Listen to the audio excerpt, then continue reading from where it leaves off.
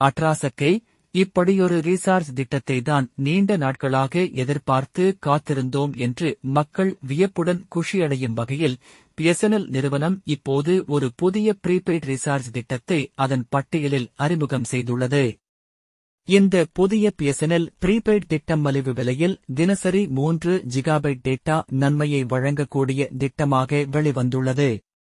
அதுவும் 1 மாதம் 2 மாதம் இல்லை, ஏறக்குறைய 3 மாதங்களுக்கு தினமும் 3 ஜிகாபைட் டேட்டாவை இந்த திட்டம் வழங்குகிறது. இத்திட்டத்தின் முழு விபரம் இதோ. என்னது, மலிவு விலையில் தினமும் 3 ஜிகாபைட் டேட்டா நன்மையா? உண்மையாகவா? அதுவும் 3 மாத காலத்திற்கா என்று மக்கள் வாய்பிளக்கும்படியான புதிய ரீசார்ஜ் திட்டத்தை அரசுக்கு சொந்தமான பாரத் சஞ்சார் நிகாம் லிமிடெட் இந்தியாவில் அறிமுகம் செய்து அசத்தியுள்ளது. ஒட்டுமொத்த இந்தியாவிலும் தினசரி 3 ஜிகாபைட் டேட்டாவை மிகுந்த மலிவு விலையில் வழங்கும் திட்டமாக இந்த திட்டம் மட்டுமே உள்ளது.